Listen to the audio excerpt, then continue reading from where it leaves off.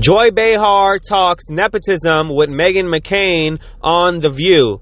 Hi, welcome to JOA. If you're new to my channel, please click subscribe and click that bell button so you'll be the first to know when I upload. Watch this clip and I'll come back to the rest of my commentary. Yesterday, in that committee hearing, what we saw yesterday brought up by Matt Gaetz, unfortunately from Florida, was really a low moment. It was shameful. It was personal. We're going to show the clip. And I think it was...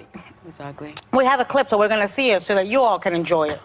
I don't want to make light of anybody's substance abuse issues. I know the president's working real hard to solve those throughout the country, but it's a little hard to believe that Burisma hired Hunter Biden to resolve their international disputes when he could not resolve his own dispute with Hertz rental car over leaving cocaine and a crack pipe in the car. The pot calling the kettle black is not something that we should do. I don't know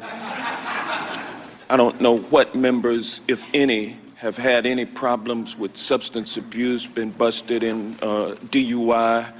I don't know. But if I did, I wouldn't raise it. Let the record show that Gaetz was arrested for suspicion of DUI back in 2008 after he refused a breathalyzer test and field sobriety test. Charges were eventually dropped. His father happens to be a state senator in Florida. I wonder if that had anything to do with it. His father was a highly respected state senator in Florida, 16 speeding Republican. tickets. 16. Well, and listen, and it's no secret. Look, there are huge signs on the highways in Florida with Matt Gaetz, Matt Gaetz booking picture on it from the DUI. Yeah. So, but look, this is not about Matt Gaetz, and it's not about. There's very few families in the United States who have not been touched by the scourge that is substance abuse and have not suffered. There's a lot of families this Christmas that are not going to have a member because they've had to bury them because of the consequences of substance abuse. So when you are bringing it up in that committee hearing, you are making light of it. And you are using it to attack, and you're using it to distract, and shame on you. Shame on all of them.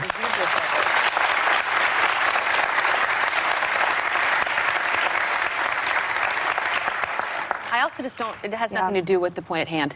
So, well, I think it's the holidays, and there's a lot of shaming that goes on when addictions in general. Hunter Biden's been very open, and I think very painfully open about what he's done. Matt Gaetz, I don't know anything about his personal life other than the DUI photo that anyone can find. I hate all of it. I hate him bringing it up. I hate his DUI photo being brought up. People screw up and make mistakes. This country is being savaged by opioid addiction. Opioid addiction runs in my family. It's something that I know we have felt shame about in the past. And I think when you're discussing things as serious as impeachment and the abuse of power for a president of the United States of America, Democrats and Republicans, I implore you during the holidays specifically to be more kind to one another when it comes to something as serious as having an opioid addiction or a DUI. And I was grossed out by both sides yesterday. You know, Biden, I think that Biden himself, I really see him as a very viable candidate, Joe Biden still. I think most people. And we'll talk about Britain in a minute and how that sort of reflected that. But I think he needs to go out there and really shame them and play the, not victim card, but the aggrieved father card. He has lost 2 children, Joe Biden has. He has 1 son left, and these shameless people are attacking his son.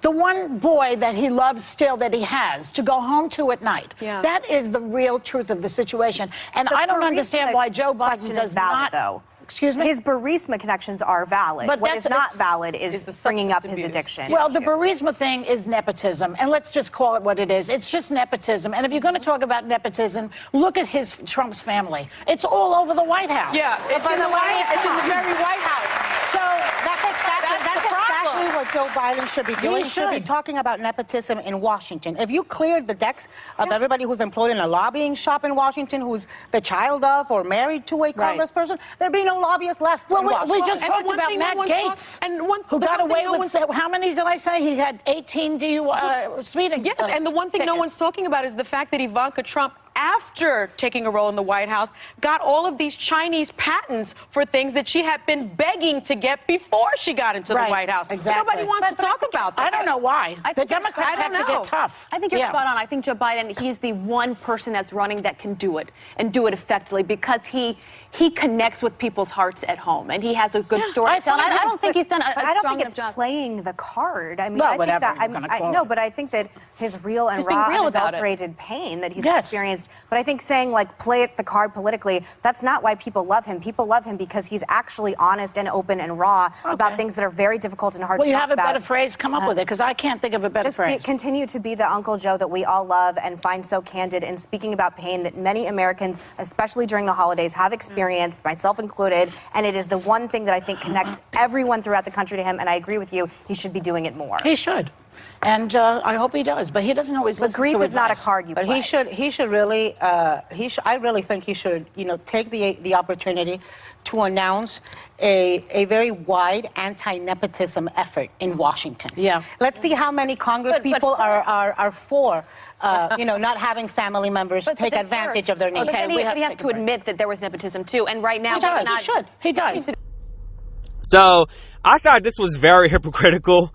I thought this was a hypocritical segment. How, Joy and Aaron Navarro and all of them, they're talking about nepotism when there's clearly two nepotism types of women at the table. One, Meghan McCain, and two, Abby Huntsman. Now, y'all all know who Meghan McCain's dad is. John McCain, the senator. He lost to Obama in, 2007, 2008. And, Meghan McCain got an arts degree, and she practically got her job in media through her father. And here comes Abby Huntsman. Her grandfather is a multi-billionaire. Her father is pretty much a billionaire, and she pretty much got her jobs through her father, working through the Trump administration, being an ambassador of Russia, and clearly, allegedly, according to the Daily Mail as a source, Abby Huntsman got the View job from Meghan McCain. After they got Sarah Haynes, they were looking for somebody else. Allegedly, they wanted Aaron Navarro to be full-time, but Meghan McCain put a stop to that and pretty much vowed that if they who's, ABC, The View, if they hire Aaron Navarro full-time, then she's going to leave The View. And so now Aaron Navarro's just there once a week, and I love me some Aaron Navarro. And I really do think this is true, and this is really sad because Meghan McCain is bringing in ratings, and ABC The View don't want that smoke with low ratings again, getting rid of Meghan when they got rid of, allegedly, Elizabeth Hasselbeck back then. And then pretty much a lot of people thought The View was going to be over. The ratings were spiraling down. And, they changed a lot of people. They went through Nicole Wallace. They went through Jedediah Bila. They went through Candace Cameron Bure. They went through Raven Simone. They went through Michelle Collins, who's now a radio host on Sirius XM. And what's the other chick name that allegedly had a spit with Barbara Walters? I forgot her name. I know she was on Charmed for an episode. Damn it, she's dating Mark Wahlberg's brother. I'll probably think about her name after I submit this video on YouTube. But shit, what is her name? I forgot her name. Damn. Anyways, y'all let me know what her name is in the comments below. I'm pretty sure I'm gonna remember after I submit this video. But anyways, I got through all of these hosts, and allegedly, a lot of people love Jedediah, and she got let go allegedly because she pretty much gave a question to Hillary Clinton that sort of challenged her about her book, which I thought that was messed up on the View part. Y'all know damn well y'all not gonna fire Meghan McCain if she did the same thing, if she asked the same question that that Jedediah asked to Hillary Clinton. Y'all know damn well. But anyways, let me know what that chick name is down below. I forgot her name. She's dating Mark Wahlberg's brother. I think his name Donnie Wahlberg. And she has a son, I believe, that's autistic, I believe. Correct me if I'm wrong. And she has a show on Sirius XM radio. And she also was the host on The View for some time. And she wrote a book about The View. Crap. I don't know why I can't think of her name. Jesus. But anyways, if you're new to my channel, please click subscribe and click the bell button so you'll be the first to know when I upload. Deuces! Yeah!